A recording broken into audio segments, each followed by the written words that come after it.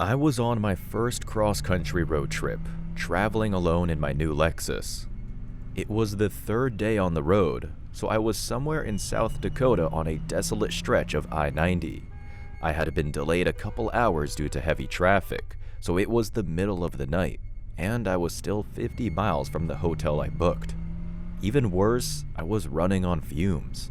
I had neglected to get gas until it was basically too late, to the point that all the gas stations I was passing were closed. I was almost forced to camp out in my car at a gas pump for the night, but then I finally saw a station with their lights on. I pulled off the road and approached this lonely gas station that to me was my glowing salvation. Of course, when I tried to pay at the pump, it told me to see the cashier. I figured going in would only be a minor inconvenience, but that all went out the window when I saw the cashier. He was this greasy, unkempt creep who looked way too happy to see a woman walking through the door. When he smiled, he revealed horrid plaques on his teeth, and when he opened his mouth to say hello, I could smell his breath. I can still remember what it was like. Dry mouth, rotten sugar breath, and tonsil stones. Before I could say anything, he said, "What's a lady doing traveling alone in the long, dark night?" I immediately replied that my boyfriend was with me, but he said he knew I was lying because no man would ever send his woman to go pay for anything. He was trying to act like this sophisticated, cunning charmer, but it wasn't working in the slightest. I tried to brush it off and say I needed gas at pump 1. The cashier replied saying he was going to pump 1 later while glancing down at my chest. I told him to cut it out, that it wasn't funny and that it wasn't going to work. Then I repeated myself about needing gas. This creep just kept going though, telling me that I must be tired and should settle in for the night, suggesting I stay with him, which I flat out rejected. I was trying to be nice, but it was taking everything in me not to go off on him. The only reason I kept my cool was because I was alone with him, probably for miles. Finally, though, I was able to get him to go through with the transaction. Then I walked out the door, ignoring whatever he said as I left.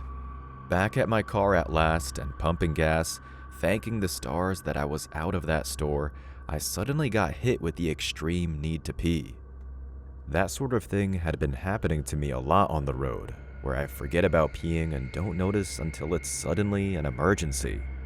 I realized I'd have to go back in there and use the bathroom unless I wanted to piss my pants. The creep behind the counter seemed even more pleased when I showed up again. I asked him where the bathroom was, and he pointed to the corner. I rushed in there and triple-checked that the door was locked before sitting down to pee. I felt huge relief. But then as I was almost done, I heard something. The door was jiggling. I looked over and the lock was turning. The door handle turned down and the door started to open. I quickly stood from the toilet and pulled up my pants, but I wasn't fast enough to keep him from getting a peek. The store behind the cashier was dark as he stood in the doorway, staring at my groin, smiling from ear to ear, almost drooling. I screamed at him to leave me alone. Then I reached for my keys on the sink and clenched them so they stuck out from between my fingers. But he laughed at me and said that wasn't going to be enough to stop him. I thought I was going to have to fight for my life as he took a step inside the bathroom. But then, I heard something else that made him stop. There was someone banging at the door, yelling at him from outside. It was a man's voice, and he was angry, cussing at him for being lazy and not doing his job. I could hear him saying, "I can see you. Let me in. I need gas, asshole." From the sound of it, he sounded drunk enough to break through the glass. The cashier's smile faded as he turned and walked away. He must have locked the doors and turned off the lights just as the guy was pulling in, which would have pissed me off too. I waited a few seconds for the lights to come back on and to hear the guy get inside before I took my opportunity to run the hell out of there. I jumped into my car and locked the doors, then I raced away. I didn't think to call the police. I just fled. By the time I made it to my hotel, I realized it was probably too late anyway. In the morning, I found the place on my maps and called the phone number. The first thing the manager said was that they weren't even supposed to be open at that hour. They then asked me to describe the employee I encountered, and they seemed to recognize him instantly. Apparently, he had been fired a few days prior for getting too many complaints from female customers, but he never returned his uniform or his keys to the building. Knowing this, it was obvious that he had been using the lure of being the only open gas station on that stretch of road as a trap for someone like me. The managers said they would review the tapes and contact the police to get him for trespassing and possibly for assault, but unfortunately, I never heard about what happened. I left town that morning and routed around it on my return trip. Since then, I always carry a knife, a taser, and a bottle of pepper spray with me. If that random drunk guy hadn't come banging on the door when he did, I would have experienced hell on earth. Back when I was in college, I worked the overnight shift as a waiter at one of those gas stations with a restaurant attached to it. Around my second month there, this guy started coming in regularly, always between 1:30 and 2 a.m. He had greasy blonde hair with a scruffy beard and always wore the same thing, an old army jacket, jeans, and scuffed up boots.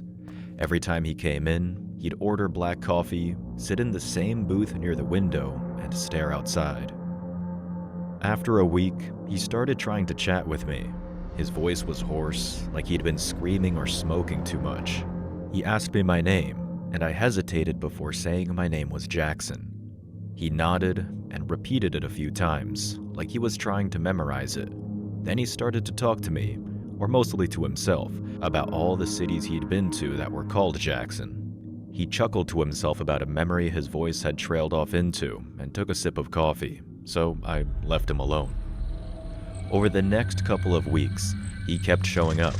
He was always alone, always ordered the same coffee, and always sat in the same spot. I slowly became curious about this guy, and one night I was finally bored enough to ask him his name. He looked at me, blinking like I'd woken him up from a daydream. Then after stammering a bit, he said, "Ben." Something told me he was lying, but I didn't press him. I tried to make small talk, asking if he worked nearby or if he was just passing through. He laughed, a weird, humorless shout, looking away as he said he didn't work anymore, not since he married that lot lizard.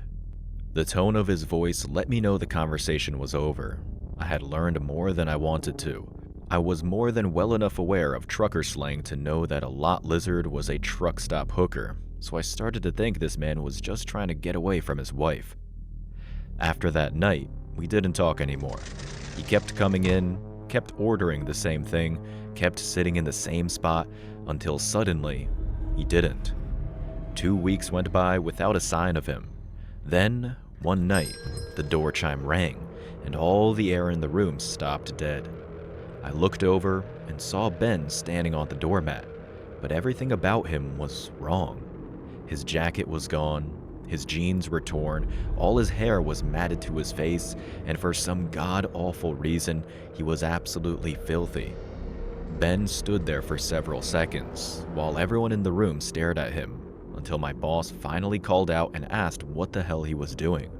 All Ben said in response was, "Don't look at me." Immediately after, Ben began shuffling across the tile, never breaking away from his 1,000-yard stare. He stumbled like he had been injured, but he had no expression of pain, only an emptiness that far exceeded his typical state. Nobody made any motion to approach him, as he made his way to the restrooms and locked himself in the men's room. However, a while passed, and Ben never came out. Eventually, my boss told me to go check on him. I knocked on the door a few times to no response. I kept calling his name, but I heard nothing from inside. My boss yelled at me to get him out of there and threw me the bathroom keys. I didn't want to invade Ben's privacy, but it was basically a direct order from my boss, so I put the keys in and turned them, then slowly opened the door. To my surprise, the bathroom was completely dark. Ben had shut himself in and turned off the lights. I called his name quietly, asking if he was okay. All I heard was breathing. Loud, labored breathing like sheer panic. I pushed the door open the rest of the way and let the light from the rest of the store spill in. I saw Ben standing with his face stuffed into the corner. His arms were crossed and tightly squeezing his chest as it rocked up and down from his breathing. Again, I called his name as loud as I could manage.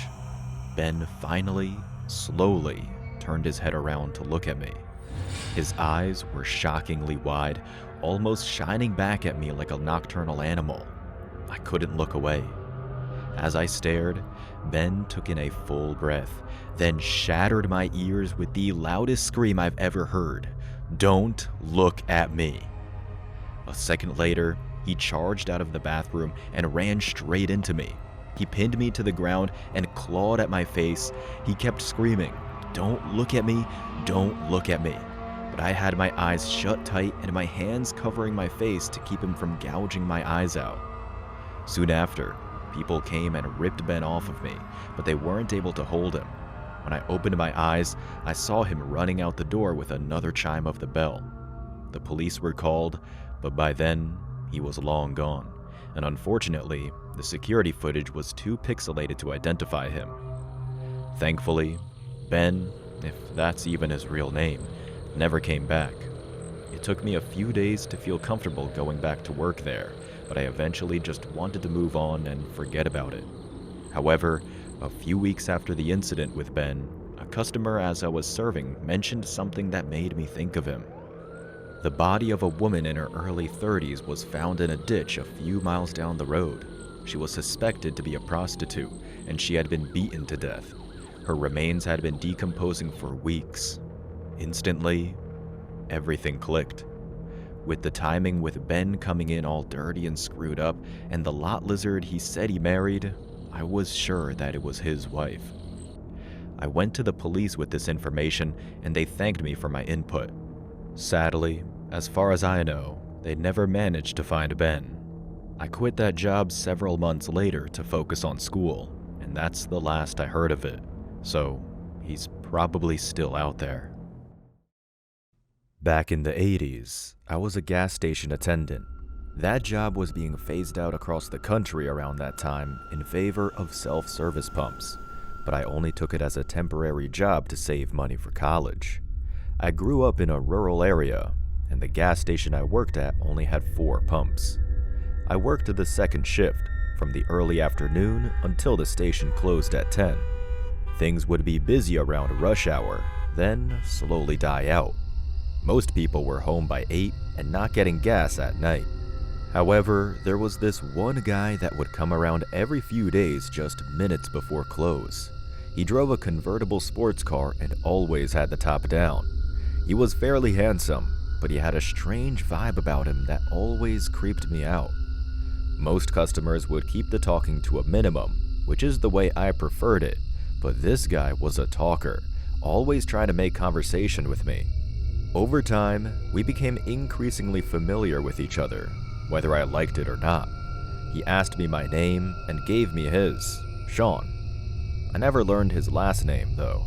He liked to ask me what my plan for life was, not very subtly implying I should ditch my job and skip town with him in his convertible.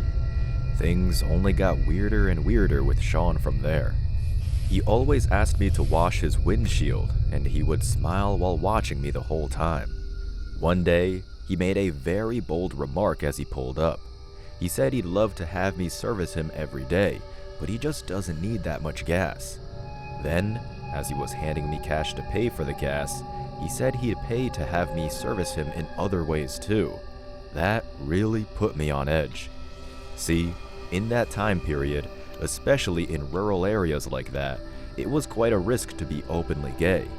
I was worried this guy was some kind of cop too, so I lied and said I wasn't like that. Sean was persistent though, and even went into detail about how I could service him.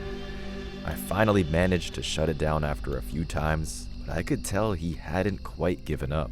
Then, in an unusual turn, Sean showed up again the very next night. at the same time as always. I had a feeling he was coming just to see me, as nobody is ever going to burn through a tank of gas in a day under normal circumstances, though he quickly mentioned that he was going on a road trip and wanted to top off before heading out. Breaking his routine again, he got out of the car and said he was going into the store to get snacks for the road. I was just standing there, wondering why someone would start a road trip at 10 p.m. Then, a few moments later, as I was turned away from the store and pumping gas into his car, I felt something cold press against my lower back. Sean hadn't gone into the store at all. He was standing right behind me. I couldn't tell what he was holding, but he told me we were going on that road trip together. I froze up. I realized that the cashier's view of what was happening was obstructed by the pump, so I was essentially helpless. In a low, cold voice, Sean told me to put the nozzle back and close the tank. I did as he said. Then, he ordered me to go around to the passenger door. Once there, he told me to get inside and sit down. When I was in the car, he leaned down onto the door and discreetly set a pistol on it, pointed right at me. Sean said without a shred of doubt in his voice that he didn't mind shooting me if I tried to run. It would just be another hole for him, he said. Then he walked around to the other side of the car and got in. He turned on the engine and got in gear, then we were rolling away. My mind was racing as we turned around and passed the store. I felt Sean's hand on my thigh. He was smiling, telling me I had made the right choice. I could see the gun sitting in his lap. I tried to smile back and even put my hand on his to go along with it. I thought the best thing I could do was reach over to him with my other hand. Sean's smile grew wider as he reveled in his success. I let him think I was going to touch him, but then I grabbed the gun and lunged back. I told him to stop, and he slammed on the brakes, swearing at me. I said I'd shoot if he tried to grab the gun back or if he moved at all. Then I said exactly what was going to happen. I was going to get out of the car, and then he was going to leave. I was immensely careful not to slip up as I carefully got out of the car, making sure the gun was aimed on him the entire time. Once both my feet were on the ground and the door was closed, he cursed me and sped off. I immediately went into the store to tell my coworker what had just happened. We called the police and I gave them the gun as evidence, but the sheriff never did anything meaningful about it. I knew of him well, and he didn't care what happened to people like me. Thankfully though, Sean never showed up again, and I was able to save up enough money to go to college and get out of that bum town. By my senior year, I had found a much more accepting group of friends. There was even a small, student-run LGBT school newspaper that reported on what was happening in the community and ran stories that the traditional media wouldn't. One day, I was reading an issue and saw a familiar face in a mugshot. Sean's face. He had been arrested for murdering and butchering a male prostitute in a downtown motel. If I didn't know already, I knew then that I would have died if I hadn't managed to get out of his car. My girlfriend and I used to live about an hour apart. This meant I spent a lot of time driving, much of which was late at night. One night, I was driving back from her place around 3 a.m. after a long night spent together. The roads were empty except for the occasional semi-truck, and most of the houses had their lights off. I remember thinking how peaceful everything felt. Just me, my car, the open road, and that sweet, sweet afterglow. Even though I had about half a tank of gas left, I decided to stop at a 24-hour gas station. I'm not totally sure why. I guess I was just enjoying the night and liked the idea of not having to worry about it in the morning. The station was nearly empty, with just one car parked near the building from the cashier and no customers in sight. The bright, fluorescent lights made the place feel isolated, like it was in its own little bubble outside of reality. I parked by a pump and got out of my car, taking another look around and still not seeing anyone. The pump gave me trouble paying with card, so I quickly grabbed some cash from my car and went inside the store. The cashier was this half-asleep middle-aged man that barely registered my entrance. I walked past him at first to grab a bottle of water, and when I rounded the corner of the aisle, I realized the cashier and I weren't actually alone. There was a woman standing in front of the coolers, staring into them with her forehead pressed up against the glass. She looked ancient, hunched over with a long, tattered coat, her silver hair stringy and unkempt. She wasn't moving, just standing there, like she was stuck deciding what she wanted. Unfortunately for me, she was right in front of the water. I really wanted something refreshing to drink, but I didn't want to go through an awkward interaction with this elderly, probably dementia-ridden old woman to get it. At a loss, I stared at her for a few seconds until she slowly craned her neck around to look at me. I immediately apologized for staring, but her reply didn't make much sense to me. She told me it's okay to be thirsty. I didn't know what to say back to that, so I kind of just turned around and walked away to the other side of the store. There, I pretended to browse for snacks until about a minute had passed, and I figured the woman probably moved away from the water.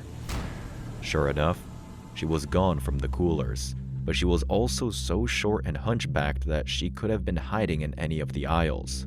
So I grabbed a water bottle and hurried to the register before she had a chance to find me. I gave the cashier $20 and went outside, barely speaking a single word to each other.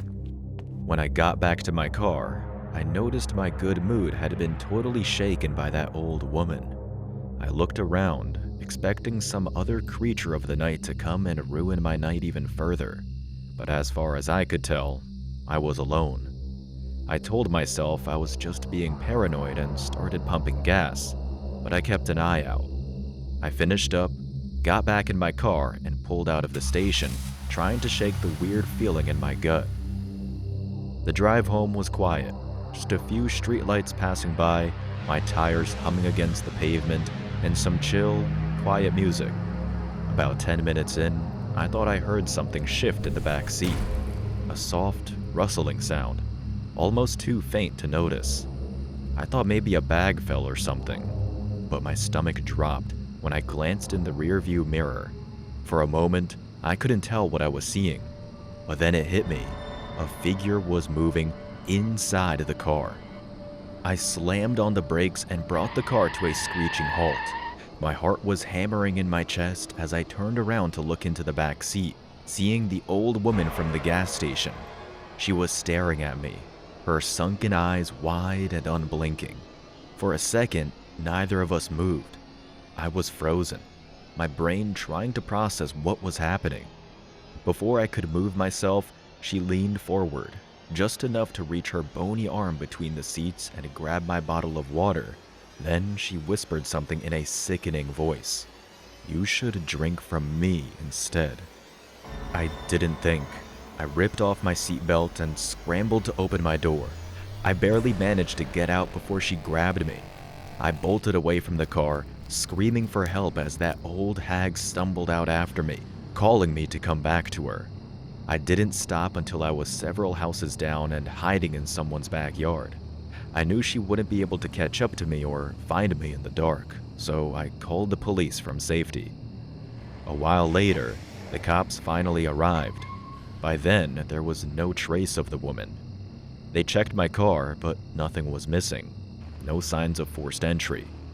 After listening to my story, the cops said she must have slipped in while I was inside the gas station.